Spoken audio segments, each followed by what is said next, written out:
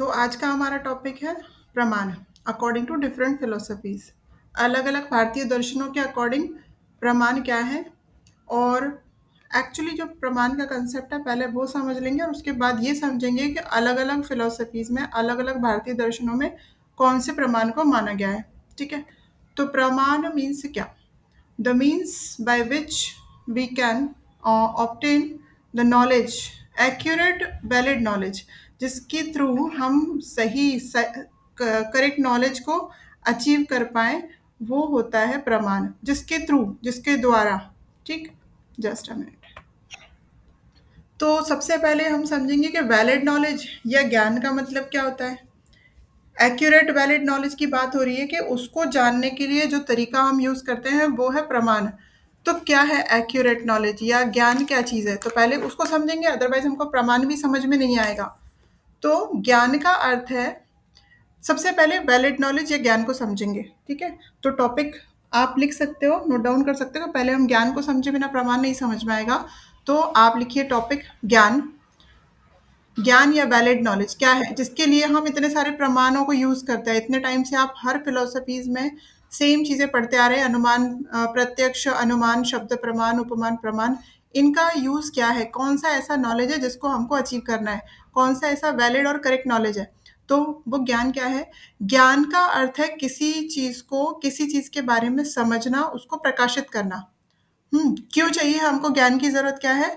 Because हमारे हर एक activity का जो बेस होता है वो ज्ञान ही होता है। अगर आपको किसी चीज़ का कोई ज्ञान नहीं है तो आप उसको करने की कोशिश भी नहीं करेंगे। ठीक है? तो हमारे हर एक एक्टिविटी का जो बेस है, हमारे कार्य का जो आधार है वो है ज्ञान।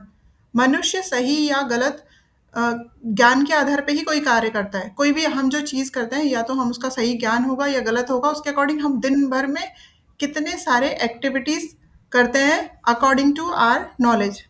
ठीक है, वो नॉलेज गलत भी हो सकता है, वो सही भी हो सकता है, बट एक्टिविटीज तो हम करते ही है ना दिन भर में। ये तो हुआ ज्ञान, मतलब किसी चीज के बारे में समझना, वो हुआ ज्ञान।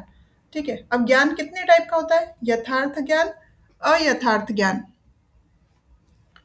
ज्ञान को बेसिकली दो टाइप में डिवाइड किया गया है, यथार्थ एंड अयथार्थ। यथार्थ एंड अयथार्थ ज्ञान। बेसिकली ज्ञान दो टाइप का है, यथार्थ ज्ञान, अयथार्थ ज्ञान। इसी में ही यथार्थ ज्ञान को बोला जाता है प्रमा। हमारे फिलोसॉफिकल टर्म्स में चल रहा है प्रमा। देखिए, प्रमा नहीं समझेंगे तो प्रमाण समझ में नहीं आएगा। तो यथार्थ ज्ञान क्या है? प्रमा मीन्स क्या, वो समझेंगे। यथार्थ ज्ञान इक्वल, यथार्थ ज्ञान मीन्स प्रमा, अयथार्थ ज्ञान मीन्स अप्रमा। आप दोनों को समझेंगे कि प्रमा और अप्रमा क्या चीजें हैं। पहले ये समझ लिया कि ज्ञान क्या है। ज्ञान के दो टाइप है बेसिकली, यथार्थ, अयथार्थ। मीन्स प्रमा, अप्रमा। तो प्रमा, अगर रात के समय हमने, रात है और हमने किसी रस्सी को देखा, ठीक है, तो दो चीजें हो सकती है। या तो हम उसको रस्सी ही समझेंगे, या हो सकता है हम उस पर डाउट। और भारती जी, आपका माइक म्यूट कर लीजिए। तो हम दो चीज़ें हमारे साथ हो सकती हैं कि हम उस चीज़ को करेक्ट जो नॉलेज है वही लें उससे, कि हमको रस्सी दिख रही तो हमने रस्सी ही समझा। और कई बार ऐसे होता है कि हम डाउटफुल होते हैं और हम उसको स्नेक समझ लेते हैं। यहाँ पे बार बार एग्जाम्पल इसी चीज़ का दिया जाता है, हम इससे रिलेट करके दूसरा एग्जाम्पल भी ले सकते हैं। हाँ, मतलब जो चीज़ है एक्चुअल वो ना समझते हुए उसको कुछ और समझ लेना। ठीक है, तो रात के समय अगर किसी पर्सन को, रस्सी को देख कर अगर वो सांप समझ लेता है, ठीक है, और दूसरा पर्सन आया उसकी जगह में, वो रस्सी को रस्सी ही समझ रहा है। तो पहले वाले का ज्ञान कैसा है? वो रस्सी को सांप समझ रहा था, मतलब वो अयथार्थ ज्ञान था, मतलब अप्रमा, मिथ्या ज्ञान। मतलब जो चीज वो है वो ना समझ के आप उसको कुछ और ही समझ रहे हो, मीन्स वो क्या हुआ? अप्रमा। यहाँ पे इस सिचुएशन में क्या हो रहा है? दोनों ही पर्सन को ज्ञान मिल रहा है, दोनों ही पर्सन को ज्ञान की प्राप्ति तो हो रही है, बट दोनों का ज्ञान अलग अलग टाइप का है। समझ रहे ना? दोनों को ही ज्ञान मिल रहा है, बट दोनों के ज्ञान में अंतर है। क्यों? एक को यथार्थ ज्ञान हो रहा है और जिसने रस्सी को रस्सी समझा, उसका ज्ञान यथार्थ ज्ञान है, और जिसने रस्सी को सांप समझ लिया, स्नेक समझ लिया, उसका ज्ञान अयथार्थ ज्ञान है। ये दोनों के ज्ञान में अंतर है, और बाकी दोनों का ज्ञान पूरी तरह से सेम है, मतलब दोनों को ज्ञान मिल रहा है, बट दोनों के ज्ञान में डिफरेंस है, एक का यथार्थ है और एक का ये अयथार्थ है। अब ये तो समझ में आ गया होगा प्रमा और अप्रमा में क्या डिफरेंस है, यथार्थ और अयथार्थ में क्या डिफरेंस है। ठीक है, तो यथार्थ ज्ञान को प्रमा कहा जाता है और अयथार्थ को अप्रमा।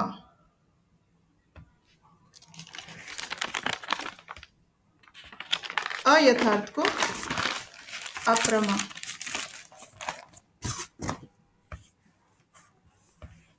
वैसे ही ये यहाँ तक क्लियर है ना सभी को, हैंड रेस कीजिए। ये सब ये बेस है, अगर ये नहीं समझ में आएगा तो प्रमाण नहीं समझ में आएगा। ओके, ठीक है, तो आगे चलते हैं। तो अयथार्थ ज्ञान को जैसे अप्रमा कहा गया, जैसे कि अप्रमा मीन्स क्या, संशय होना, कोई डाउट होना। डाउट था ना, आप क्या कर रहे थे, जो रस्सी थी उसमें आपको डाउट था, आपको लग रहा था कि वो स्नेक है, यानी कि डाउट था, प्रॉपर ज्ञान नहीं मिला, तो वो अप्रमा कहलाएगा। मतलब अब अयथार्थ ज्ञान में, अप्रमा में संशय या भ्रम की स्थिति होती है, ऐसे बोल सकते हैं हम। और जबकि यथार्थ ज्ञान जो होता है वो पूरी तरह से क्लियर होता है, क्लियर आपका कंसेप्ट कि हाँ ये रस्सी ही है, कोई मुझे डाउट नहीं है इस चीज में।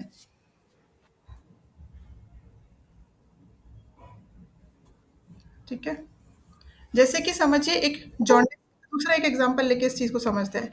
एक जॉन्डिस का पेशेंट है, ठीक है, आपको पता है जॉन्डिस के पेशेंट को कैसे सारी चीजें येलोइश दिखती है, बिकॉज उसकी बॉडी भी येलोइश हो जाती है, उसकी आंखें तक येलोइश हो जाती है, तो उनको जो व्हाइट चीजें होती है ना वो येलोइश दिखाई देती हैं कई बार जब ज्यादा सीवियर लेवल पे होता है। तो यहाँ पे एक शंख का एग्जाम्पल लेते हैं। शंख जो होता है ना पूरा व्हाइट होता है, लेकिन उसको शंख थोड़ा सा येलोइश दिखाई देता है। तो यहाँ पे ज्ञान यथार्थ है या अयथार्थ है, बताइए, प्रमा है या अप्रमा है, अगर उसको येलोइश दिखाई दे रहा है तो बताइए, तो आपका टेस्ट हो जाएगा कि आपको समझा या नहीं। हाँ, करेक्ट, क्योंकि शंख में कोई गुण येलोइशनेस का है ही नहीं। येलो कलर का कोई भी गुण शंख में नहीं है, वो उसका गुण नहीं है, वो उस पर्सन को दिखाई दे रहा है वैसे। दैट मीन्स उनका ज्ञान मिथ्या ज्ञान है, उनको करेक्ट नॉलेज नहीं है, बाकी लोगों के लिए तो नॉर्मल वाइट ही है ना।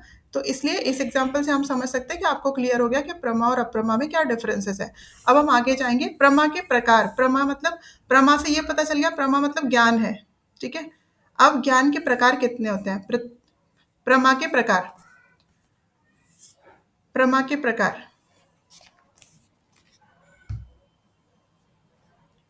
प्रमा मतलब ज्ञान कितने टाइप का होता है। एक तो प्रत्यक्ष ज्ञान होता है पहला, प्रत्यक्ष ज्ञान। दूसरा अनुमान या अनुमिति, दोनों सेम ही है वर्ड। आपको एग्जाम में भी अगर अनुमिति आता है तो आप ये मत सोचिए हमने ये कभी डिस्कस नहीं किया अनुमिति क्या चीज़ है। तो अनुमिति ब्रैकेट अनुमान। थर्ड शब्द, शब्द प्रमाण, सॉरी प्रमाण मत लिखिए, ओनली शब्द लिखिए, बिकॉज हम यहाँ पे प्रमा के प्रकार पढ़ रहे हैं। फोर्थ उपमिति और उपमान, ब्रैकेट में आप उपमान लिख सकते हो। ये क्या हुए, ये हुए ज्ञान के टाइप, प्रमा के टाइप। तो प्रमा इतने टाइप का है, ठीक है, 4 टाइप का। तो प्रमा की प्राप्ति मतलब ज्ञान की प्राप्ति जिसके द्वारा होती है, दैट इज नोन एज प्रमाण। अब इसको एक सिंपल अभी के मॉडर्न टाइम के एग्जाम्पल से समझ लेते तो आपको समझ आ जाएगा। आप लोग सब मुझे देख पा रहे हो, क्लियर है, सबको मैं दिख रही हूँ। किसके थ्रू दिख रही हूँ, किसके थ्रू, आपका लैपटॉप, मोबाइल या नेटवर्क जो भी है, सबकी हेल्प लग रही है। ये तो ये सब क्या हुए, ये साधन हुए जिनके थ्रू आप मुझे देख पा रहे हो, ठीक है।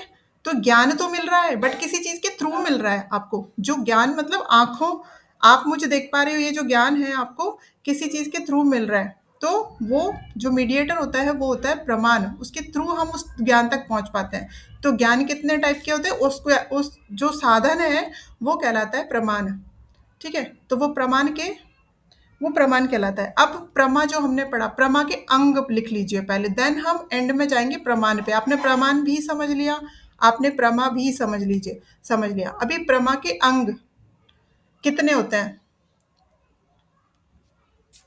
तो क्योंकि इस वर्ड्स जो होते हैं ना टर्मिनोलॉजी में कहीं ना कहीं कंफ्यूजन हो सकता है, तो ये समझ लेंगे कि प्रमा मीन्स क्या, प्रमाता मीन्स क्या, प्रमेय प्रमाण मीन्स क्या, इनकी थोड़ी डेफिनेशन लिख लीजिए, देन आगे जाएंगे, ठीक। चलिए, तो प्रमा आपने समझ लिया ज्ञान होता है। प्रमाता क्या होता है? क्योंकि बिकॉज़ आपको शॉर्ट नोट में आ सकता है प्रमाता, ठीक है? यहाँ पे प्रमाता कौन है? यहाँ पे इस जगह पे आप लोग सब ज्ञान अचीव कर रहे हो, ज्ञान को प्राप्त कर रहे हो, तो आप हैं यहाँ पे प्रमाता। ज्ञान को प्राप्त करने वाले को प्रमाता बोलते हैं।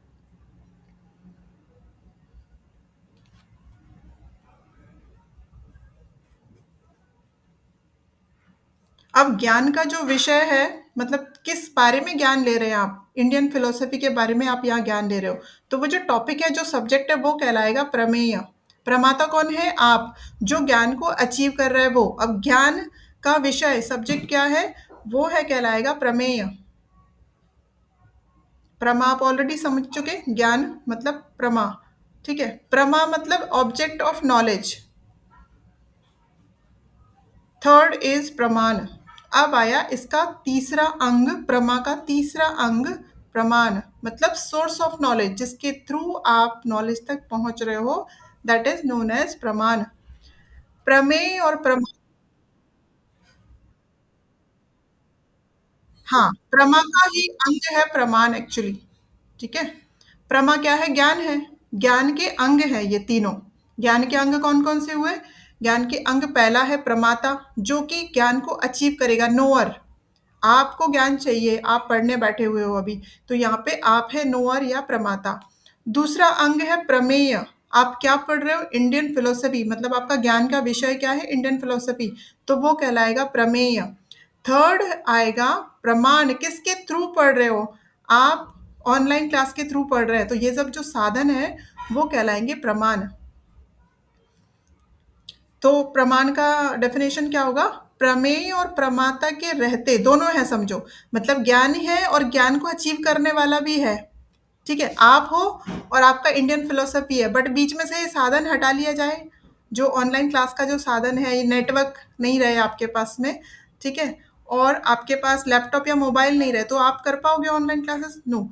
सोर्स नहीं रहेगा आपके पास में, तो वो जो है ना, अगर उन दोनों के बीच में से वो हटा लिया जाए, मतलब प्रमाण हटा लिया जाए, तो ज्ञान प्राप्त नहीं हो सकता। दैट मीन्स प्रमाण की भी बहुत ज़्यादा नीड है ज्ञान को प्राप्त करने के लिए। तो ज्ञान को प्राप्त करने का जो साधन होता है वो कहलाता है प्रमाण, जिसके थ्रू आप ज्ञान को अचीव करते हैं। ये बहुत सिंपल कंसेप्ट है, समझ में आया तो आ गया, नहीं आया तो, क्योंकि ये बेस है, ये समझ में नहीं आया तो पूरा फिलोसफी में कुछ भी समझ में नहीं आएगा, यही बेस है। प्रमाण के थ्रू ही हम हर एक फिलोसफी को पढ़ते आए अभी तक के। कौन से ज्ञान की यहाँ बात हो रही है? हमने तो मॉडर्न टाइम के साथ में उसको रिलेट कर लिया और समझ लिया, इंडियन फिलोसफी पढ़ रहे हैं। बट देखा जाए तो सारी भारतीय दर्शनों में हम कौन से अल्टीमेट ज्ञान तक जाते हैं? ईश्वर, मोक्ष, पुनर्जन्म, है ना? इस टाइप के अल्टीमेट ज्ञान तक पहुंचने के लिए हम उनका सहारा लेते हैं, प्रमाणों का, ठीक है? तो अब ज्ञान, अ, जो प्रमाण है हमारे, हम 4 टाइप के प्रमाणों को स्टार्टिंग में, मतलब जितने टाइप के प्रमाण हैं अब तक हमने पढ़े अपनी इंडियन फिलॉसफी में, भारतीय दर्शनों में, उन सब के बारे में एक-एक करके डिस्कस करेंगे। अब कोई मुझे बताइए कौन-कौन से प्रमाण हैं? अभी हमने जस्ट पढ़ा, फिर भी एक बार मुझे नाम रिपीट कर दीजिए।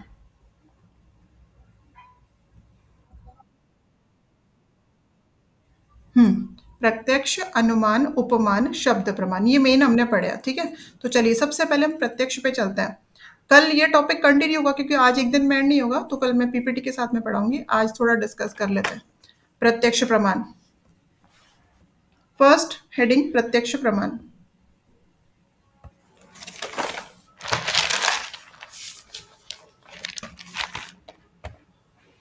तो प्रत्यक्ष के द्वारा जो ज्ञान प्राप्त होता है, प्रत्यक्ष वर्ड का मीनिंग समझेंगे, प्रति प्लस अक्ष, प्रति प्लस अक्ष, प्रत्यक्ष। प्रत्यक्ष के द्वारा जो ज्ञान प्राप्त हो वो कहलाता है प्रत्यक्ष ज्ञान। प्रति प्लस अक्ष मतलब यहाँ पे होता है आंखों के, चक्षु के सम्मुख होने वाला ज्ञान। अब आपके माइंड में क्वेश्चन आएगा कि इंद्रियां तो 5 होती हैं, तो केवल चक्षु या आंखों को ही क्यों बताया, स्पेसिफाइड किया गया यहाँ पे? यहाँ पे जो सेंस में आंख वर्ड यूज हुआ है, वो सारे के सारे इंद्रियों को रिप्रेजेंट कर रहा है, मतलब यहाँ आंख अर्थात समस्त ज्ञान इंद्रियां, ठीक है? तो अपनी जितनी भी पांचों ज्ञान इंद्रियां हैं, उनसे हम जितनी भी चीजों को ग्रहण कर पाते हैं, जितनी भी चीजों को समझ पाते हैं, वो हमारा प्रत्यक्ष ज्ञान है। अब समझिए कि आप बैठे हुए हैं और आपको रूम के बाहर से किसी की आवाज़ आई, तो आप आवाज़ को पहचानने की कोशिश करोगे, आइडेंटिफ़ाई करने की कोशिश करोगे घर में किस मेंबर की आवाज़ है, ठीक है? अगर आपको आवाज़ समझ आ गई तो आप बता दोगे कि ये मेंबर की आवाज़ है, तो आप उसको मानोगे ना वैलिड कि भई मैंने खुद के कानों से सुना, उसकी आवाज़ मैंने सुनी थी, ठीक है ना? तो किसी भी ज्ञानेंद्रियों से जो ज्ञान हमको मिलता है, वो कहलाता है प्रत्यक्ष ज्ञान। इसमें चक्षु वर्ड दिया है इसलिए मैंने आपको कान का एग्ज़ाम्पल दिया कि ज़रूरी नहीं है कि आँखों से देखा हुआ ही।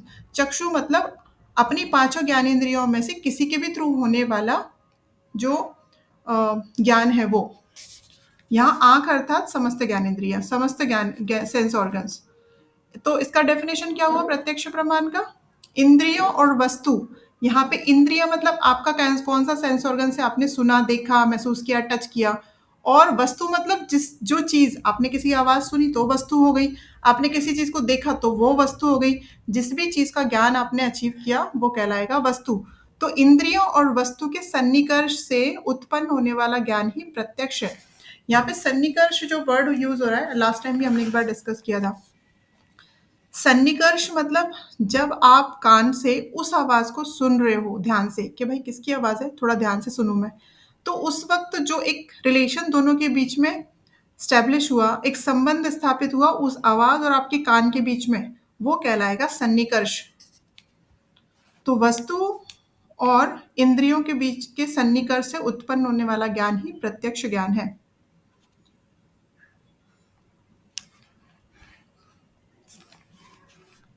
तो पहला किसमें, वस्तु और इंद्रियों में सन्निकर्ष होगा। ये दो प्रत्यक्ष में तीन टाइप के एलिमेंट्स होते हैं प्रत्यक्ष ज्ञान में, थ्री टाइप के। देखिए मैं लिखवा दे रही हूँ आपसे, जितना हो सके उसको उतना थोड़ा बहुत डिटेल, बहुत ज़्यादा डिटेल में मैं नहीं गई, मैंने देखा कि बहुत डिटेल में है ये सब चीज़ें, बट मेन मेन चीज़ों को कवर अप किया है पढ़ाने के टाइम में, ज़्यादा बहुत डिटेल में नहीं गए। तो तीन एलिमेंट्स लिख सकते हो आप प्रत्यक्ष के, क्योंकि प्रत्यक्ष तो दो लाइन में खत्म हो जाएगा, डेफिनेशन हो गई कि छह ज्ञानेंद्रियों के थ्रू जो भी हम परसेप्शन करते हैं वो प्रत्यक्ष ज्ञान है, बस हो गया। थोड़ा उसको थोड़ा सा पढ़ लेते हैं, वो अच्छा है, आपको याद रहे तो अच्छी बात है, शॉर्ट नोट में तो काम आएगा, और अगर फुल नोट है तो पूरे के पूरे प्रमाण लिखने पड़ेंगे, तो आपको इतना डिटेल में जाने की जरूरत ही नहीं पड़ेगी, ठीक है। तो प्रत्यक्ष में तीन एलिमेंट्स हैं, तीन तत्व हैं। पहला है वस्तु, वस्तु जिसकी आवाज आपको आ रही थी उसमें, और आपकी इंद्रियों में सन्निकर्ष मतलब contact between sense organ and object. Example से समझ लीजिए तो आपको याद रहेगा। जैसे कि आंख से आपने रोज को देखा, रोज फ्लावर को देखा आपने, तो आपने आंखों से देख के ही पता लगाया ना कि उसका कलर रेड है। मतलब ये एलिमेंट्स है हमारे प्रत्यक्ष प्रमाण के, कि प्रत्यक्ष प्रमाण में क्या होता है, हम क्या होता है, हम जब देखते हैं सुनते हैं तो उस चीज के बारे में पता लगा लेते हैं। कैसे? जैसे आपने रेड रोज को देखा तो आपने बता दिया कि रोज तो रेड कलर का होता है ना। तो कैसे हुआ, कैसे पता चला? आपकी ज्ञानेंद्रियों मतलब आपके सेंस ऑर्गन और उस वस्तु के बीच में एक सन्निकर्ष, एक संबंध स्थापित हुआ और आपको ये चीज पता लग गई। ये केवल प्रत्यक्ष प्रमाण में ये चीज होती है, ठीक है, पहला एलिमेंट। सेकेंड एलिमेंट, प्रत्यक्ष जो प्रमाण है वो भ्रम नहीं है, मतलब उसमें कहीं से कहीं भी कोई संशय या डाउट नहीं है। संध्या जी आपका वीडियो ऑफ कर लीजिए, बिकॉज वो कैमरा प्रॉपर सेट नहीं है ना, ऑफ कर लीजिए या फिर सामने सेट कर लीजिए, फिर ठीक रहेगा। हाँ अभी ठीक है। प्रत्यक्ष दूसरा एलिमेंट जो है वो भ्रम नहीं है, भ्रम नहीं है मतलब प्रत्यक्ष प्रमाण में कोई डाउट नहीं है, ऐसा उनका कहना है। एलिमेंट है ये प्रत्यक्ष प्रमाण का। कैसे, क्यों बताया है ऐसे कि भ्रम नहीं है? क्योंकि कभी कभी इंद्रियों और वस्तु के संपर्क में मिथ्या ज्ञान भी मिलता है, इसे प्रत्यक्ष ज्ञान नहीं कहा जा सकता। अतः आवश्यक सन्निकर्ष के साथ भ्रम का पूरा निराकरण जरूरी है। देखो क्या बताया उन्होंने, प्रत्यक्ष प्रमाण से भी हमको गलत नॉलेज मिल सकता है। जैसे कि हमने अंधेरे में देख लिया रस्सी को तो हमने सांप समझ लिया, लेकिन हम बोलेंगे हमने तो अपनी आंखों से देखा तो सही है, बट आपने अपना भ्रम, आपका जो डाउट था उसको पूरी तरह से क्लियर किए बिना समझ लिया, तो वो प्रत्यक्ष प्रमाण नहीं कहलाएगा। समझ रहे हैं ना? आपने लाइट बंद थी रूम की और आपने रूम में किसी चीज को समझ लिया कि कोई बैठा हुआ है रूम में अंधेरे में, और आप डर गए वो देख के, ठीक है। तो क्या आपका आपका वो प्रत्यक्ष प्रमाण हुआ? क्या आएगा प्रत्यक्ष प्रमाण में? नहीं, क्योंकि आपने लाइट ऑन करके ये करे श्योर नहीं हुआ है कि वो क्या चीज थी, ठीक है ना। तो जब तक आप श्योर नहीं हो तब तक वो प्रत्यक्ष प्रमाण में नहीं आएगा। इसीलिए दूसरा पॉइंट है, प्रत्यक्ष प्रमाण भ्रम नहीं है, मतलब उसमें किसी तरह का आपको संशय नहीं होना चाहिए। अगर आपको स्नेक दिख रहा है तो आपका काम है, आपकी ड्यूटी है कि आप उसको चेक करें कि वो एक्चुअली क्या है। अगर हाँ श्योर हो गए आप देख के समझ के, तो फिर मान लीजिए कि हाँ वो स्नेक ही था या रस्सी ही थी, आपने डाउट नहीं होना चाहिए उसमें, तब वो प्रत्यक्ष प्रमाण है। वरना हम बोलेंगे हमने तो आंख से देखा और हम किसी भी चीज को गलत या सही सही समझ लेंगे। ठीक है, तो ये दूसरा एलिमेंट हुआ प्रत्यक्ष प्रमाण का। थर्ड वन, तीसरा, प्रत्यक्ष अनिश्चित नहीं होता। ये प्रत्यक्ष प्रमाण की विशेषताएं हैं एक तरह से। प्रत्यक्ष प्रमाण बहुत इंपॉर्टेंट है, क्यों? क्योंकि सारी फिलोसफीज में आपने देखा होगा कॉमनली इस वाले प्रमाण को माना ही जाता है। प्रत्यक्ष प्रमाण अनिश्चित नहीं होता है, मतलब क्या? किसी वस्तु के प्रत्यक्ष से अनिश्चित ज्ञान नहीं होना चाहिए। कैसा ज्ञान? अगर आपने दूर से अपनी किसी फ्रेंड को देखा, दूर से, और आपने मान लिया कि वो मार्केट जा रही है, बहुत दूर से आपने देखा, ठीक है? आपने जब उनको पूछा, उन्होंने बोला मैं तो आज घर से ही नहीं निकली हूँ। दैट मीन्स आपने किसी और को समझ लिया था, ठीक है? तो प्रत्यक्ष में कोई अनिश्चित, मतलब ऐसा नहीं होना चाहिए कि वो जो पर्सन जा रहा है वो या तो मेरी फ्रेंड है या फिर कोई और लेडी है। तो इस टाइप का नहीं होना चाहिए, अनिश्चितता नहीं होनी चाहिए, निश्चितता होनी चाहिए नहीं वो वही है, तो वो प्रत्यक्ष प्रमाण में आएगा। जो पर्सन जा रहा है वो या तो राम है या फिर श्याम है, दोनों में से शायद कोई एक है।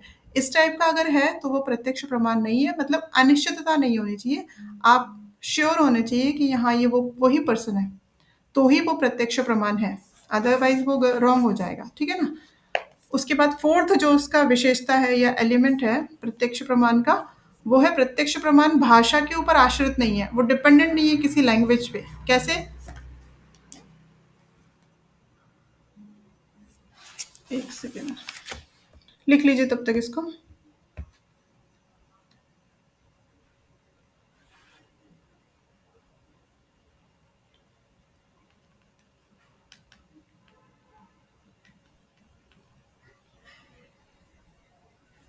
हाँ, तो प्रत्यक्ष भाषा पे आश्रित, जस्ट अ मिनट, प्रत्यक्ष भाषा पे आश्रित नहीं है। कैसे आश्रित नहीं है? कि किसी विषय का प्रत्यक्ष होने पर उसे भाषा के माध्यम से प्रकट करना कोई जरूरी नहीं कि आवश्यक हो, क्योंकि भाषा तो अलग अलग हो सकती है। पर आपने जो प्रत्यक्ष किया वो तो प्रत्यक्ष ही है, लेकिन आप अगर अपनी भाषा में उसको सामने वाले को एक्सप्लेन नहीं कर पा रहे, उसका मतलब ये नहीं कि आप गलत हो। ठीक है ना? मतलब इसे भाषा में व्यक्त कर भी सकते हो, नहीं भी कर सकते, यह प्रत्यक्ष करने वाले की इच्छा पे निर्भर है। लेकिन उसने जो देखा है वो तो सही है, हो सकता है आपकी भाषा ऐसी है जो सामने वाला नहीं समझ पा रहा है, बट आपका जो ज्ञान है वो तो करेक्ट है, तो वो प्रत्यक्ष है। बट जरूरी नहीं है कि वो भाषा के द्वारा किसी और को हम एक्सप्लेन कर पाए। ठीक है, अब प्रत्यक्ष के प्रकार कितने होते हैं, एक इन जनरल पढ़ लेंगे। इन जनरल प्रत्यक्ष के प्रकार कितने होते हैं, ये थे एलिमेंट्स थे, उसकी विशेषताएं थी प्रत्यक्ष प्रमाण की। प्रत्यक्ष प्रमाण लौकिक होता है और अलौकिक, दो टाइप का, मतलब दो दृष्टिकोण है, दो पॉइंट ऑफ व्यू से हम क्लासिफिकेशन करेंगे। पहला क्लासिफिकेशन है ये पहले पॉइंट ऑफ व्यू से, लौकिक अलौकिक।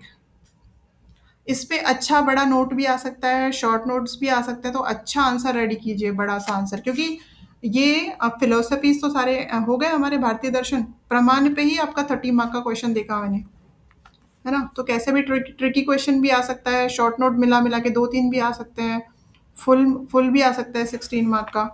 तो हर चीज़ के लिए रेडी रहिए। प्रत्यक्ष के एक पॉइंट ऑफ व्यू से दो टाइप है, लौकिक अलौकिक। लौकिक मीन्स ऑर्डिनरी परसेप्शन, लौकिक मीन्स ऑर्डिनरी परसेप्शन,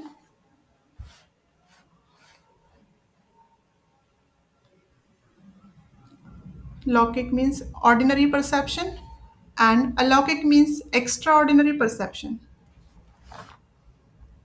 ये पहला पॉइंट ऑफ व्यू है, मतलब हम एक दूसरे पॉइंट ऑफ व्यू से भी उसका क्लासिफिकेशन समझेंगे बाद में।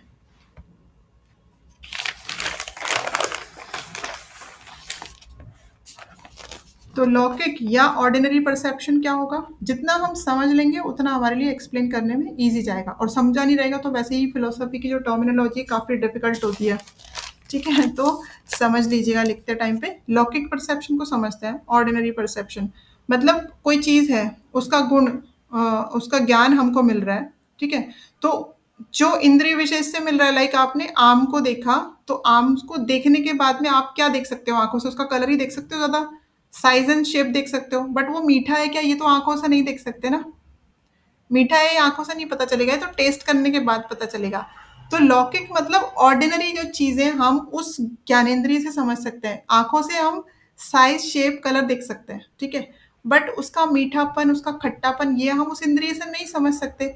तो ये हुआ लौकिक ज्ञान। वस्तु के उसी गुण का ज्ञान हो सकता है जो उस इंद्रिय विशेष से मिल सकती है। आप किसी पर्सन को देखोगे तो ज्यादा से ज्यादा उसमें अपनी आंखों से क्या देख सकते हो? उसका हाइट, हेल्थ, कलर देख सकते हो, लेकिन उसका नेचर कैसा है ये आंखों से पता लगेगा क्या आपको? नहीं, आपको बात करने के बाद पता चलेगा। तो आपके जो सेंस ऑर्गन्स है उनसे जितना ज्ञान मिल सकता है उतना ही जब मिले तो वो कहता है और कहलाता है ऑर्डिनरी परसेप्शन। ऑर्डिनरी चीजें पता चल रही हैं, ठीक है। ऑर्डिनरीली हम किसी चीज का परसेप्शन कर पा रहे हैं। तो जैसे कि इसमें एग्जांपल लिख सकते हो, आंखों से रंग का, कान से किसी आवाज का, स्पेसिफिक आवाज का, जैसे अभी आपको घंटी की आवाज सुनाई दे रही होगी, तो ये कान से परसेप्शन कर रहे हो, तो ये ऑर्डिनरी परसेप्शन है। बट आप ये नहीं पता लगा सकते हो घंटी कहाँ बज रही है, कितना डिस्टेंस है, या क्यों, रीजन क्या है, कौन सी पूजा हो रही है, ये सारा आप आंखों से देखने के बाद ही पता लगा पाओगे। ठीक है, तो ये हुआ लौकिक प्रत्यक्ष या ऑर्डिनरी परसेप्शन। मतलब जब इंद्रियों का वस्तु के साथ साधारण रूप से संयोग होता है। यहाँ पे साधारण इसलिए बोला गया है, आपकी आंखें जितना काम कर सकती है आप उनको, आपको उतना ही ज्ञान होगा, कान जो समझ सकते हैं उतना ही ज्ञान होगा। दूसरा, अलौकिक प्रत्यक्ष।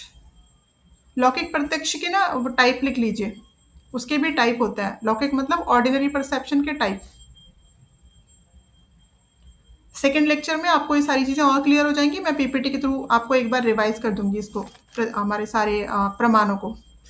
लौकिक प्रत्यक्ष के टाइप लिख लीजिए, एक्सटर्नल एंड इंटरनल। मतलब external ordinary perception and internal ordinary perception. क्या बोलेंगे हिंदी में? बाह्य लौकिक प्रत्यक्ष, आंतरिक या मानसिक लौकिक प्रत्यक्ष। समझ में आ रहा है ना? कोई डाउट नहीं है यहाँ तक? लौकिक प्रत्यक्ष के टाइप लिख रहे हैं, दो टाइप है, एक बाह्य एक आंतरिक। बाह्य को बोलते हैं एक्सटर्नल लौकिक प्रत्यक्ष या एक्सटर्नल ऑर्डिनरी परसेप्शन। आंतरिक या मानसिक को बोलेंगे इंटरनल ऑर्डिनरी परसेप्शन। क्या डिफरेंस है? एक एग्जाम्पल से समझ लेंगे।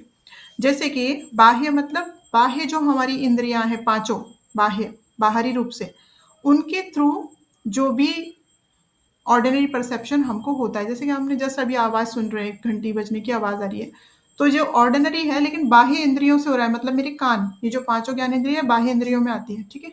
तो मुझे एक ऑर्डिनरी परसेप्शन हो रहा है, ये आएगा बाह्य लौकिक परसेप्शन, बाह्य लौकिक प्रत्यक्ष में, या इसको बोलेंगे एक्सटर्नल ऑर्डिनरी परसेप्शन।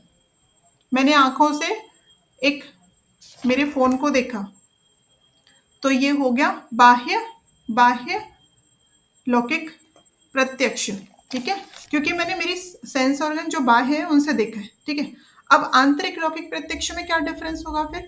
आंतरिक में मन को बताया गया है, वो जो दिखता नहीं है, वो सेंस ऑर्गन जो दिखता नहीं है, मतलब मन।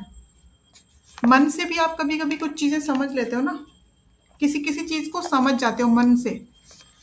मन में कुछ चीजें आती हैं, आप उनसे भी बहुत सी चीजों का परसेप्शन करते हो, मतलब आंतरिक इंद्रिय बोला गया है, जिसके द्वारा प्राप्त ज्ञान आंतरिक लौकिक प्रत्यक्ष कहलाता है। जैसे सुख दुख, क्या क्या चीजें आप मन से समझ सकते हो, वो तो कान और आंखों से नहीं समझ सकते। सुख और दुख को आपके अंदर कोई किसी बात का स्ट्रेस है, किसी बात की चिंता है, टेंशन है, तो ये आपके कान और आंखों का इसमें कोई रोल नहीं है। आपका मन दुखी है, आपका मन खुश है, तो ये जो अंतः इंद्रिय है हमारी मन, उसके द्वारा जो ज्ञान होता है वो कहलाएगा आंतरिक लौकिक प्रत्यक्ष। जैसे सुख दुख, इच्छा, कोई इच्छा होना, वो भी मन में होती है इच्छा, कान आंखों में तो नहीं होती, मन के अंदर होती है, देन वो बाहर के सेंस ऑर्गन को शिफ्ट कर देता है कि भाई मुझे ये खाना है, तो हमारी टंग उस चीज़ को टेस्ट करती है, हम कुछ चीज़ लेके आते हैं और खा लेते हैं, या हम अच्छा कुछ देख लेते हैं, ठीक है। तो आंतरिक लौकिक प्रत्यक्ष, ये मुझे लगता है कि यहाँ तक पूरा क्लियर होगा सभी को। हैंड रेस कर दीजिए। ठीक है, गुड गुड, सभी लोग सुन रहे हैं, ठीक है। ठीक है, तो ये लौकिक प्रत्यक्ष यहाँ पे क्लियर हुआ। उसके बाद लौकिक प्रत्यक्ष का दूसरा दृष्टिकोण लिख लीजिए। एक और मैंने बोला था कि एक और पॉइंट ऑफ व्यू से हम उसका क्लासिफिकेशन देखेंगे। पहला क्लासिफिकेशन हुआ हमारा लौकिक और अलौकिक। अ, हाँ, लौकिक प्रत्यक्ष का एक दृष्टिकोण था बाह्य और आंतरिक। दूसरा दृष्टिकोण से 3 होंगे टाइप, निर्विकल्प, सविकल्प और प्रत्याभिज्ञा। ओहो सॉरी, मेरा माइक म्यूट हो गया था। देखिए पहला जो दृष्टिकोण था उससे आपने देख लिया अंतः अंतः और बाह्य, है ना? आंतरिक और बाह्य। दूसरे दृष्टिकोण से 3 टाइप हैं लौकिक प्रत्यक्ष के। पहला है निर्विकल्प प्रत्यक्ष,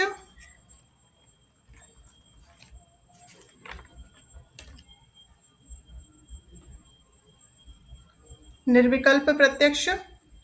दूसरा सविकल्प प्रत्यक्ष। तीसरा है प्रत्याभिज्ञा। प्रत्या PRATYA, भिज्ञा। सभी लोग हैंड डाउन कर लीजिए, पुट योर हैंड्स डाउन। बाद में हैंड रेस कीजिएगा जब मैं फिर से बोलूंगी। ठीक है, तो निर्विकल्प प्रत्यय मतलब इनडिटर्मिनेट परसेप्शन। ठीक है, निर्विकल्प मतलब कैसा होगा? देखिए अभी हम क्या पढ़ रहे हैं, प्रत्यक्ष ही पढ़ रहे हैं। प्रत्याभिज्ञा, प्रत्या PRA BHIGYA, विज्ञा, प्रत्याभिज्ञा। या हिंदी में लिख रहे हैं तो हिंदी में लिखिए। तो पहला जो निर्विकल्प है वो समझ लीजिए।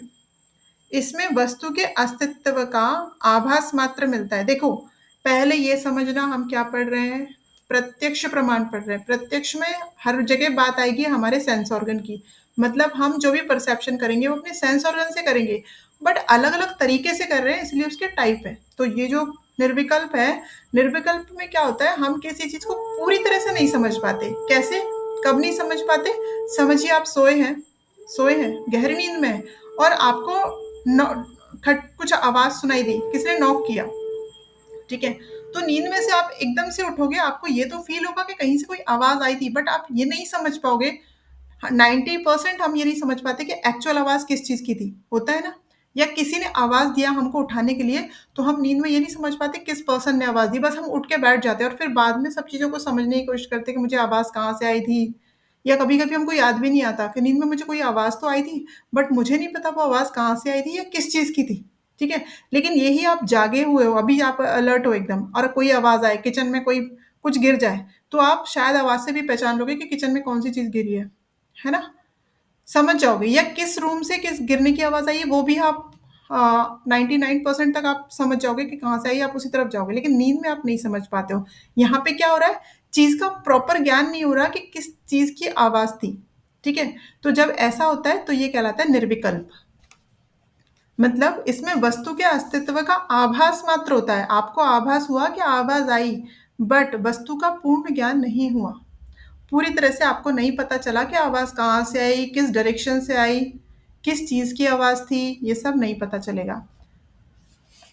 एग्जाम्पल में आप समझने के लिए लिख सकते हो कि गहरी नींद में कोई आवाज आना, तो उसका हमको प्रॉपरली नहीं पता चल पाता कि वो आवाज किस चीज की थी। ये हुआ निर्विकल्प। हम्म। दूसरा है सविकल्प प्रत्यक्ष। सविकल्प, ये उसका अपोजिट होगा, नाम से ही पता चल रहा है। वो निर्विकल्प, ये सविकल्प। मतलब वस्तु का आभास नहीं होता बल्कि उसका पूर्ण अर्थ ज्ञान होता है। पूर्ण अर्थ ज्ञात होता है, आवाज कहाँ से थी, किसकी थी। ठीक है, तो उदाहरण में लिख सकते हो एग्जाम्पल में, अगर कोई आवाज सुनकर हम ये पता लगा ले कि आवाज किसकी है, किस डायरेक्शन से आ रही है, तो ये सविकल्प प्रत्यक्ष है। अगर एग्जाम्पल याद रखेंगे तो आपको इजी जाएगा चीजों को लर्न करने में, समझने में। तीसरा है प्रत्याभिज्ञा। हाँ, एक्चुअली ऐसा फिलोसफी में नहीं होता कि मतलब सविकल्प, ऐसे विकल्प वर्ड तो उसमें भी है ना। निर्विकल्प, हाँ वहां पे हमारे पास डाउट है। निर्विकल्प और सविकल्प मतलब हमको पूरी तरह से उसका ज्ञात होना। मतलब कि क्या आवाज है, कोई भी चीज, यहाँ पे हम आवाज का एग्जाम्पल ले रहे हैं। ठीक है ना? सविकल्प मतलब आपको पूरी तरह से उसका ज्ञान होना। निर्विकल्प मतलब पूरी तरह से केवल आभास होना, कंप्लीट नॉलेज नहीं होगा उसमें। तीसरा है प्रत्याभिज्ञा। प्रत्यभिज्ञा में क्या होता है, पूर्वानुभूति के आधार पर किसी वस्तु या व्यक्ति को पहचान लेना ही प्रत्यभिज्ञा है। जैसे कि किसी वस्तु का रिकॉग्निशन कैसे करते हैं, इसमें मेमोरी और इंद्रिय दोनों के सहयोग से मिलता है इसमें ज्ञान। वहां पे क्या हो रहा था, केवल मेमोरी, केवल अपनी इंद्रियों से मिल रहा था। आप कान से सुन रहे थे, आंखों से देख रहे थे, ठीक है, तो या तो वो निर्विकल्प था या सविकल्प था। यहाँ पे दोनों का कॉम्बिनेशन बोला उन्होंने, मेमोरी भी साथ में आ रही है इसमें, ठीक है। तो मेमोरी कैसे आएगा इसमें, भूतकाल मतलब पास्ट, और हमारे प्रेजेंट का, वर्तमान टाइम का, दोनों का कॉम्बिनेशन है ये प्रत्याभिज्ञा। कैसे, जैसे कि आप समझ लीजिए कि यदि किसी व्यक्ति को देखकर ये ज्ञान हो जाए कि वही व्यक्ति 2 साल पहले एक यात्रा के दौरान आपको मिला था, और आपको एकदम याद है उनका फेस देखे, अरे हम कहीं पहले मिले थे 2 इयर्स पहले ट्रेन की जर्नी में, कहीं कुछ इस टाइप का कुछ भी। तो इसमें कैसे वाला, यहाँ पे कैसा वाला ज्ञान मिला आपको, यहाँ पे आंखों से देख के ज्ञान तो मिल रहा है, लेकिन उसमें मेमोरी की वजह से ज्ञान मिला, वो आप पर्सन आपसे पहले मिला है इसलिए वो ज्ञान आपको मिला है ना। तो इसमें मेमोरी और आपके सेंस ऑर्गन दोनों मिलके साथ में काम करते हैं, तो ये प्रत्याविज्ञा है। अब देखिए फिलोसोफर्स ने हमारा कितना काम बढ़ाया कि उन्होंने प्रत्यक्ष प्रमाण पढ़ रहे हैं, प्रत्यक्ष में कितने टाइप बता दिए उन्होंने, ठीक है ना। अब ये थे सारे के सारे लौकिक प्रत्यक्ष के टाइप। अब आ जाइए अलौकिक प्रत्यक्ष पे। हमने स्टार्टिंग में दो क्लासिफिकेशन किया था, प्रत्यक्ष प्रमाण को दो भागों में बांटा था, लौकिक प्रत्यक्ष, अलौकिक प्रत्यक्ष। तो लौकिक के इतने टाइप पढ़ लिए, अब अलौकिक पे आएंगे। अलौकिक पहले ही बताया, एक्स्ट्रा ऑर्डिनरी टाइप का परसेप्शन होता है, और लौकिक कैसा था, ऑर्डिनरी परसेप्शन था, ठीक है। एक्स्ट्रा ऑर्डिनरी परसेप्शन, अलौकिक प्रत्यक्ष। तो वहां पे कैसा था, लौकिक प्रत्यक्ष में क्या था, लौकिक प्रत्यक्ष में था वस्तु का इंद्रियों के साथ में एक ऑर्डिनरी सन्निकर्ष, एक साधारण संबंध स्थापित होना। मैंने मेरे फोन को देखा, मैंने देख लिया ये फोन है, तो ये हो गया एक ऑर्डिनरी परसेप्शन। बट अलौकिक में कुछ और बात बोली जा रही है, असाधारण सन्निकर्ष बोला जा रहा है, ठीक है। तो असाधारण सन्निकर्ष 3 टाइप का है, नाम लिख लीजिए, ज्ञान लक्षण, सामान्य लक्षण, पहला है ज्ञान लक्षण, सामान्य लक्षण,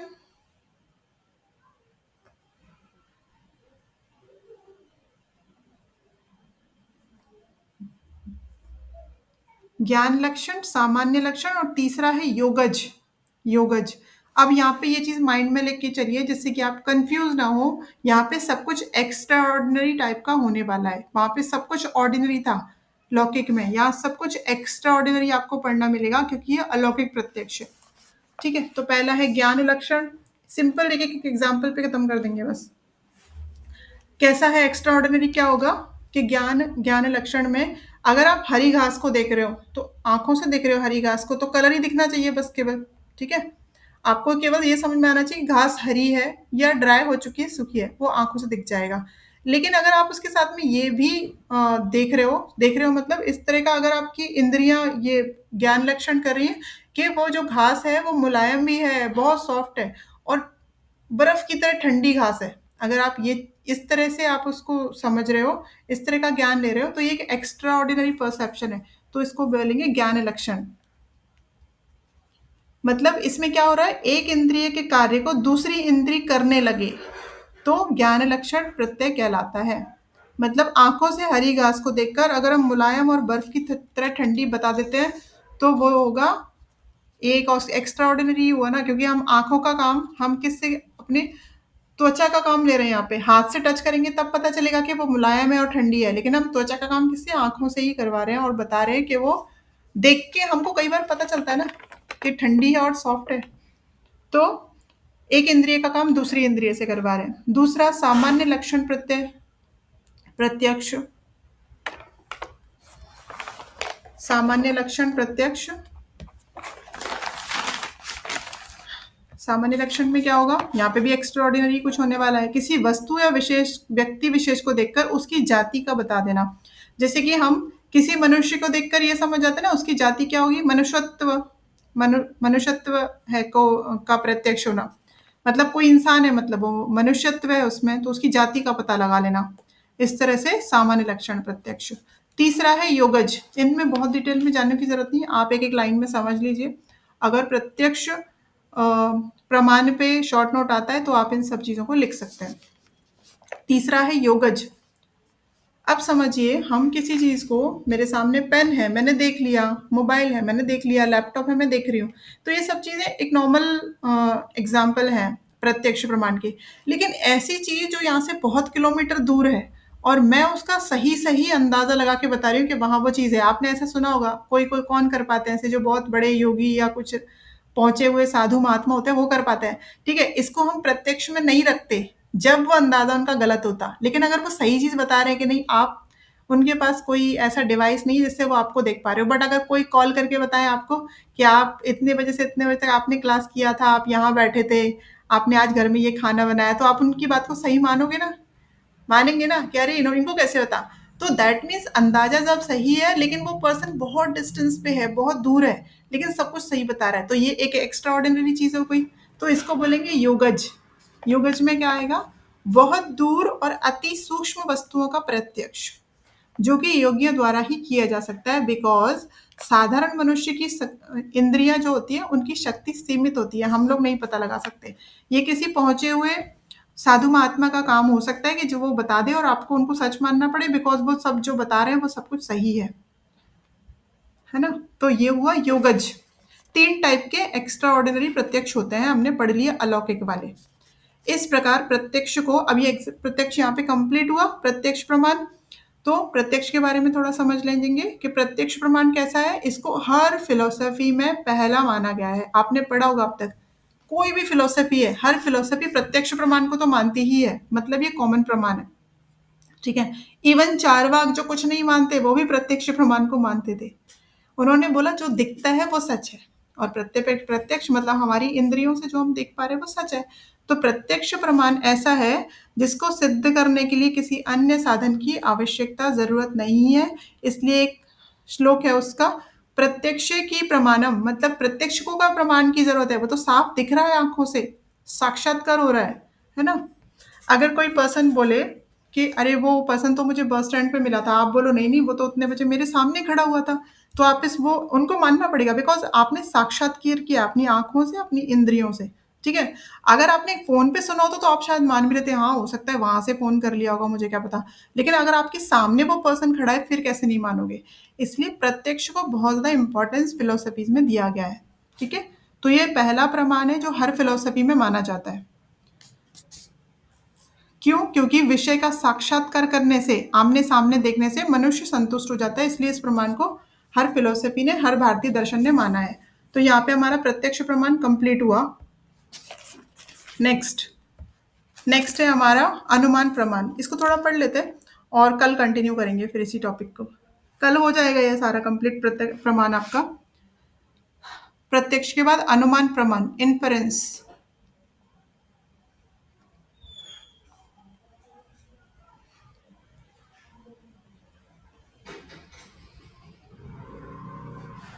इन्फेरेंस मतलब अनुमान लगाना, जैसे कि हम करते ही हैं अनुमान, दिन भर में बहुत सी चीज़ों का अनुमान लगा के पता लगा लेते हैं। इन्फेरेंस का मतलब होता है अनु मतलब पश्चात, मान मतलब ज्ञान, पश्चात ज्ञान। अनु मीन्स पश्चात, ज्ञान मान मीन्स ज्ञान। तो इसका मीनिंग क्या हुआ? पश्चात ज्ञान मतलब अनुमान, क्योंकि प्रत्यक्ष प्रमाण पहला था। ठीक है, तो इनका कहना है जब हम किसी चीज को प्रत्यक्ष देख चुके होते हैं उसी का अंदाजा हम बाद में लगा लगा पाते हैं। ठीक है, अब समझिए कि हमने देखा हुआ है, हर एक इंसान को देखा हुआ हम लोगों ने कि उनका बॉडी का स्ट्रक्चर कैसे होता है। दो आंखें होती हैं, नोज है, सर है, देन नेक है, शोल्डर है। अब अगर हम हमको आंखें बंद करके पूछा जाए तो हम उसका अंदाजा बता देंगे ना कि आपकी आईज है, नोज है, मतलब इस तरह का बॉडी का स्ट्रक्चर होता है, बता दो कि क्यों। क्योंकि आपने पहले प्रत्यक्ष तो कभी ना कभी किया ही हुआ है ना, प्रत्यक्ष अपनी आंखों से देखा है ना, इसीलिए सेकंड नंबर पे आता है। बिकॉज क्योंकि जो अनुमान है तभी लगेगा जब ऑलरेडी आपने कभी ना कभी तो प्रत्यक्ष तरीके से देखा होगा, मतलब फेस टू फेस अपनी इंद्रियों से उसको समझा होगा। तो ये अनुमान प्रत्यक्ष प्रमाण के बाद ही आता है, क्योंकि कैसे होगा जब समझिए अगर आपने पहाड़ पे धुआं उठ रहा है, ठीक है, तो धुआँ उठ रहा है तो आप क्या बोलोगे? अरे, अरे जाओ, जाओ वहाँ आग लगी हुई है। या किसी घर से धुआँ उठ रहा है आपके घर के आस-पास, आप बोलोगे जल्दी जाओ, वहाँ पे आग लगी है। कैसे पता आपको धुआँ उठ रहा है तो आग लगी होगी? आपने देखा है, जहाँ आग लगी होती है वहीं धुआँ उठता है, ये आप बचपन से देखते चले आ रहे हो, है ना? आग के बिना धुआँ नहीं उठ सकता, ये आपको पता है। थोड़ी-सी भी आग होगी, पहले तो अभी तो घर में ये गैस स्टोव होते हैं, पहले के टाइम पे चूल्हे जलते थे, है ना? तो रोज़ हर किसी के घर से धुआँ उठता था, डेली। आग जलाते थे तो धुआँ उठता था थोड़ी देर स्टार्टिंग में, देन वो चूल्हा जलता था। तो हमने देखा हुआ है कि जहाँ आग होती है वहीं धुआँ उठता है, यानी कि आपने प्रत्यक्ष किया है अग्नि को। कभी ना कभी तो अपनी आँखों से देखा है, इसलिए आपको पता है। चलो आमने-सामने नहीं देखा, आपने टीवी में, किसी मूवी में देखा होगा कि चूल्हा जलता है तो स्टार्टिंग में थोड़ा-सा धुआँ उससे निकलता है, उसके बाद ही आग जलती है। तो आपको पता है जहाँ धुआँ है वहाँ आग है, पक्के से। इसलिए आपको प्रत्यक्ष को ही अनुमान किया जा सकता है, ऐसे बोल सकते हैं हम। अगर प्रत्यक्ष किया है तो ही उसका अनुमान लग सकता है। आपने देखा ही नहीं है कभी अग्नि, तो आप कैसे बताओगे कि धुआँ है तो अग्नि होगी, ठीक है ना? इसलिए इसको दूसरे नंबर का प्रमाण बोला जाता है। मतलब ये हमेशा प्रत्यक्ष के बाद ही आएगा। हम ऐसा नहीं बोल सकते कोई फिलॉसफी अनुमान को मानती, देन प्रत्यक्ष को मानती। पहले प्रत्यक्ष बोलना पड़ेगा। ठीक है, अब समझिए एक इन जनरल एग्जांपल लेते हैं। जैसे कोई स्टूडेंट है, आप लोग ऐसा समझिए बहुत पढ़ाई करते हैं, आप लोग जो स्टूडियस टाइप के ना थोड़े बहुत ज़्यादा ध्यान से एक-एक वर्ड को ध्यान से सुनते हैं आप लोग। ठीक है, तो कोई अगर बहुत अच्छे से पढ़ाई-वढ़ाई करता है तो आप उसका क्या अंदाज़ा लगाओगे? अब ये बहुत अच्छे मार्क्स से पास होने वाला है। क्यों अंदाज़ा लगाया? आपने देखा है ना उसको बहुत पढ़ाई करते हुए। आपने देखा है उसको हमेशा पढ़ाई करते हुए, अच्छे से पढ़ाई करते हुए, तो आपने अनुमान लगाया, प्रत्यक्ष किया उसको पढ़ते देख के, तो अनुमान लगाया कि बहुत अच्छे मार्क्स से पास होने वाला है, बहुत अच्छे मार्क्स से इसको आने वाले हैं, टॉप करने वाला है। तो ये सब अनुमान लगाए प्रत्यक्ष की वजह से, ठीक है? तो मतलब यहाँ पे क्या मतलब हुआ? अर्थात प्रत्यक्ष के अभाव में कोई अनुमान संभव नहीं है। अगर आपने उसको पढ़ते हुए देखा ही नहीं होता, तो कैसे अंदाज़ा लगाते कि बहुत अच्छे मार्क्स मिलने वाले हैं? आप खुद ही बोल देते, "यार हमने तो कभी देखा ही नहीं उसको पढ़ते हुए, हमको क्या पता?" है ना? तो प्रत्यक्ष की ज़रूरत होती है अनुमान लगाने के लिए। दूसरे शब्दों में हम समझेंगे ज्ञात के आधार पर अज्ञात का ज्ञान। आपने ज्ञात क्या चीज़ें देखी हैं? उस पर्सन को पढ़ते देखा, उस पर्सन को बहुत काम करते देखा, आपको पता है वो बहुत मेहनती है, बहुत लेबर है, तो ज़रूर सक्सेसफुल होगा, क्योंकि आपने उसको मेहनत करते हुए देखा है। ठीक है? तो ज्ञात क्या चीज़ है? मेहनत करना आपने ज्ञात है। तो अज्ञात क्या है? सक्सेसफुल हुआ नहीं है, बट आपने उस अज्ञात चीज़ का भी पता लगा लिया कि अब ये सक्सेसफुल ज़रूर होगा, बहुत मेहनती है। इस टाइप से ज्ञात चीज़ के आधार पर अज्ञात का पता लगाना। और कभी-कभी ज़रूरी नहीं है कि अनुमान प्रमाण पढ़ रहे हैं तो अनुमान हमेशा प्रत्यक्ष पे बेस्ड नहीं होता, वो शब्द प्रमाण पे भी बेस्ड हो सकता है।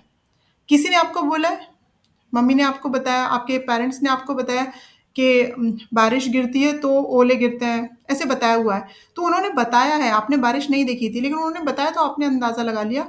अंदाज़ा मतलब अनुमान लगा लिया, क्योंकि उनका शब्द प्रमाण, वो उनका बताए हुए शब्द पे आपने ट्रस्ट करके अनुमान लगाया, ठीक है? तो जो अनुमान प्रमाण है, उसका बेस प्रत्यक्ष प्रमाण भी हो सकता है और शब्द प्रमाण भी हो सकता है, ठीक है? कन्फ्यूज़िंग तो नहीं लग रहा है ना? क्लियर है?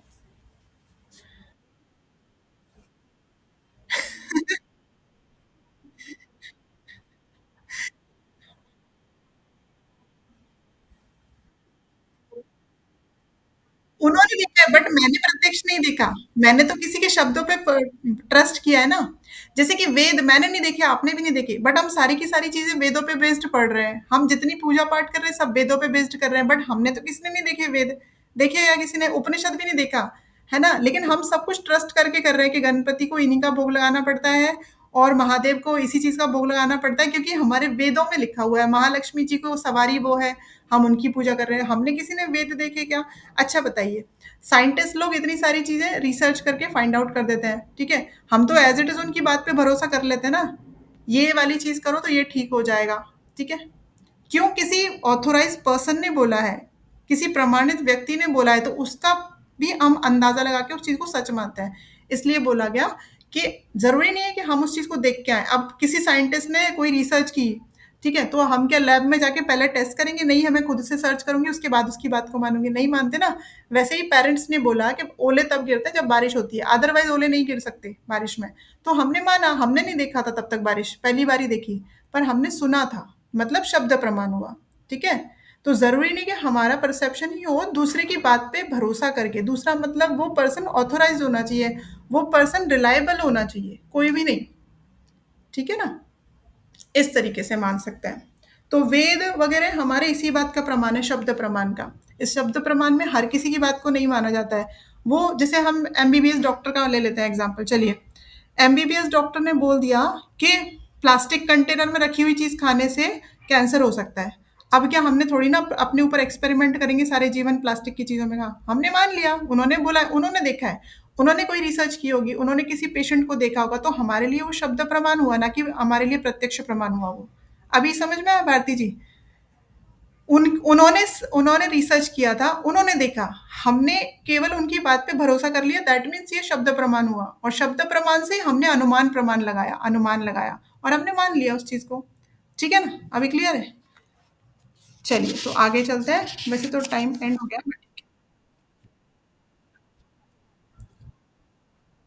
उनके लिए वो प्रत्यक्ष है, बिकॉज उन्होंने उसको प्रत्यक्ष किया, बट हमने नहीं किया, हमने तो शब्द प्रमाण को बेस बनाया। हाँ, ठीक है ना?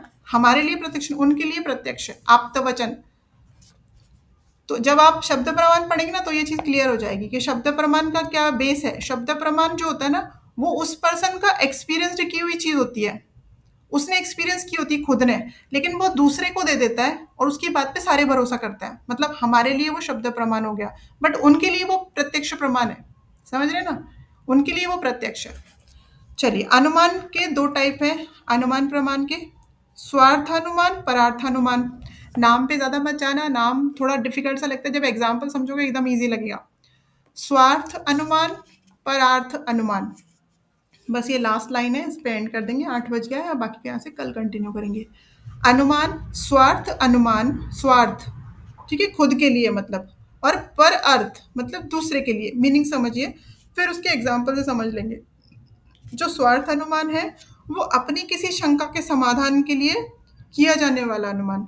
जैसे आपको कोई डाउट था, ठीक है, डाउट था, वो डाउट को क्लियर करने के लिए आपने कोई अंदाजा लगाया और आपका वो डाउट क्लियर हो गया, तो वो कहलाएगा स्वार्थानुमान।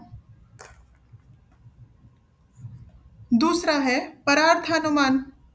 परार्थ मतलब दूसरे को कोई डाउट है, उसके डाउट को क्लियर करने के लिए आपने जो अंदाजा लगाया वो है परार्थ अनुमान। दूसरे के सम्मुख किसी तथ्य को सिद्ध करने के लिए, आप अपनी बात को प्रूव करने के लिए कुछ अनुमान लगाते हैं, दूसरे के लिए हो रहा है ये, इसलिए नाम है परार्थ अनुमान। उस समय किया जाने वाला अनुमान कहलाएगा परार्थ अनुमान। ये हुए परार्थ अनुमान के टाइप, और यहाँ पे अनुमान प्रमाण एंड। तीसरे का हेडिंग डाल दीजिए उपमान प्रमाण, यहाँ से कल कंटिन्यू करेंगे। उपमान शब्द, अनुपलब्धि, अर्थापत्ति, ये बचे हैं। मेन तो देखा जाए तो चार ही है, प्रत्यक्ष, अनुमान, शब्द और उपमान प्रमाण। ठीक है, बट दो एक्स्ट्रा है, वो बताऊंगी कल के। दो फिलोसफी में वो अर्थापत्ति और अनुपलब्धि को माना गया है मीमांसा दर्शन में, इसलिए टोटल 6 पढ़ेंगे हम।